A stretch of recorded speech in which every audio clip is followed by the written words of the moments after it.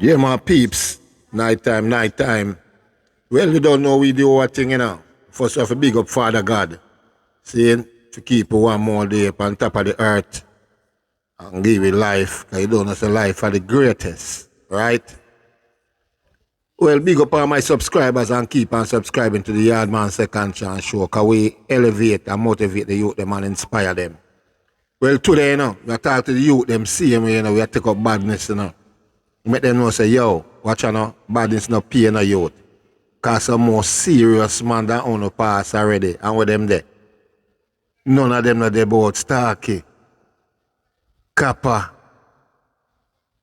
them man there, Jim Brown, Sandokhan, Borey boy. Some dangerous bad man. They about, you see me? And watch out, where them man there? Nowhere to be found, nowhere on top of the earth. And they could have lived till them all right now. You see it? When I tell you them say, brother, we don't take up no badness. I beg you no. Every day we come and preach to you, put down the gun. Well, today, no different day, and I same thing we are preaching, because the messenger now done, you know. I'm going to show the youth them.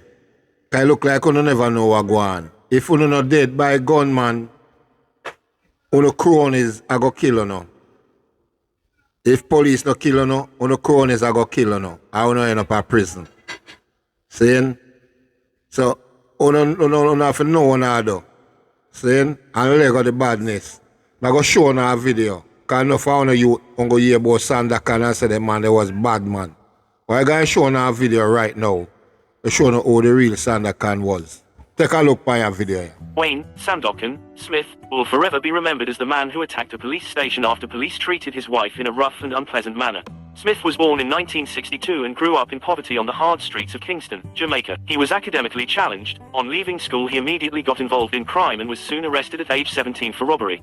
Within a few years, he had become the don of a posse bearing his sobriquet, Sandokhan, that ruled the Kingston neighborhoods of Olympic Gardens, Waterhouse, Callaloo Bed, and Riverton City. His influence even extended to America, where he established crews in New York and Kansas City. He was smuggling cocaine and marijuana into the United States and had his posse traffic money and guns back into Jamaica. In October of 1986, Smith murdered Eddie Kerniff, who was a member of an opposing gang whom he was at war with. In November 1986, the police reportedly attempted to capture Smith. A police party including District Constable Archibald Robinson carried out a raid on a house in Eastwood Park Gardens, where Smith was supposed to be living. On their arrival, he was not present, so they tried to elicit information from his wife to his whereabouts. The following day, it is alleged, while Smith was riding with his wife on a motorcycle in the community, the police tried to apprehend him once again. Smith escaped, but his wife was held and taken to the Olympic Gardens police station, where she was allegedly physically abused, including slaps to her face. This incident gave birth to the attack on the Olympic Gardens police station. Smith was evidently infuriated by the matter. The following night, on November 19th, Smith got together with several trusted posse members and devised a plan of attack. They drew a plan of the station, then they built a number of Molotov cocktail bombs, and lastly, they gathered their weapons, M16 rifles, in preparation for the attack. Ironically, the making of the Molotov cocktail bombs was spotted by an off-duty member of the constabulary force who lived in the Olympic Gardens area, who failed to report it to his superiors. He was subsequently fired from the force. At around 1 a.m., a group led by Smith, including Nicholas Henry and Kenneth Worms, attacked the station. The station is situated in the parish of St. Andrew, South Division, in a somewhat hostile environment. The building is of solid construction, comprising of 2 floors. The upper floor is the sleeping quarters, the ground floor houses the guardroom, armory, strong room, and lockup. Smith and his posse used a ladder to climb over the wall of the station to the rear of the building and removed several glass louver blades from a window to gain entry.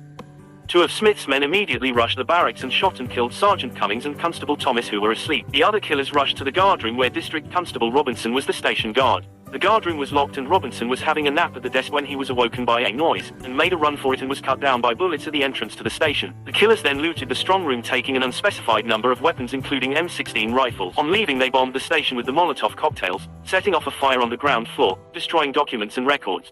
Another constable, who happened to be upstairs in the barracks with Cummings and Thomas, managed to keep himself out of sight in a safe place and escaped unhurt. When the gunsmoke had cleared, 3 policemen lay dead, the Olympic Gardens police station was on fire, and the weapons storeroom had been looted. A team of investigators and forensic personnel was shortly on the scene.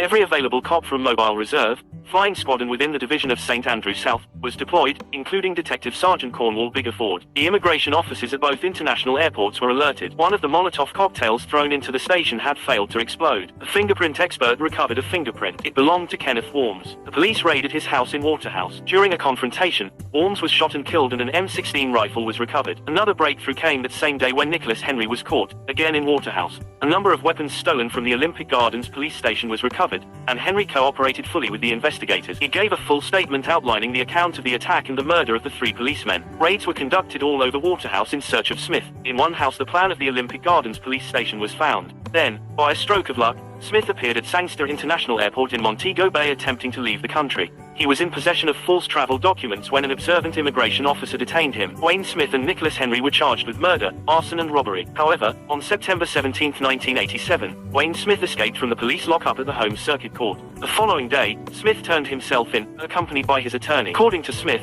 when questioned, an unknown man had visited his cell and told him he was free to leave. He left and took a bus home. Then, while there, a relative convinced him it was a setup by the police to kill him. That's when he turned himself in.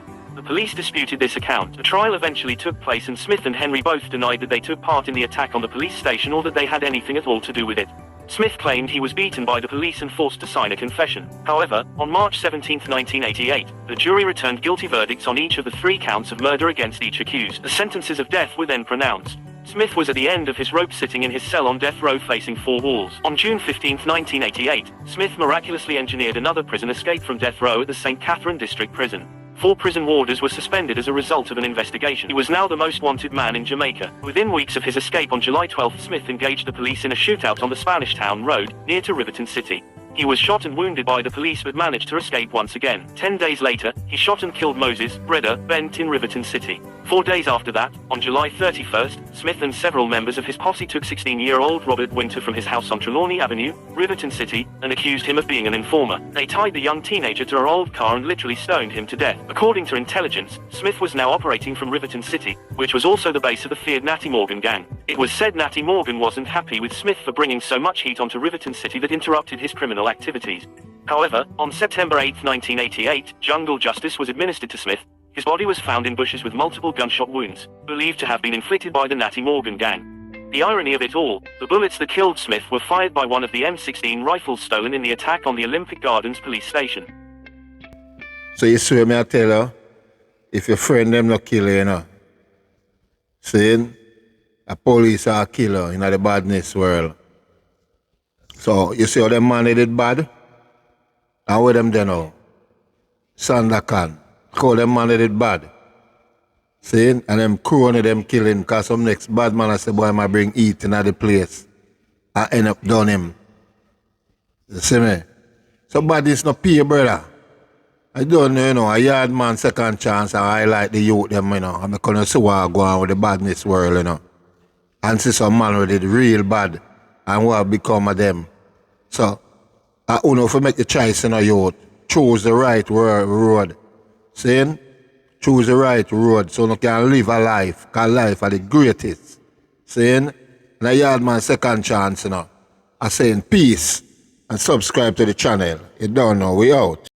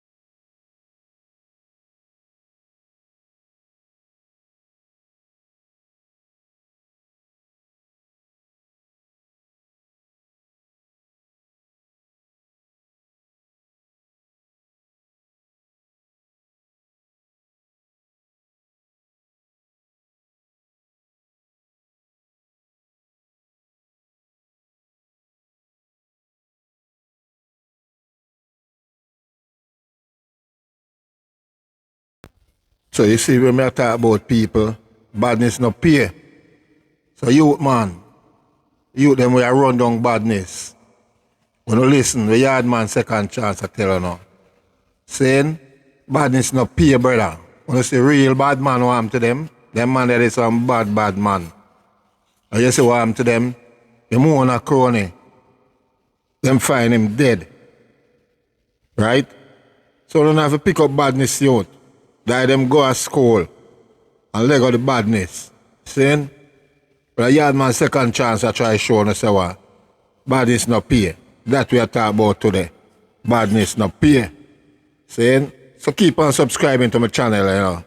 And like and share my videos. You don't know. A yard man second chance. We out?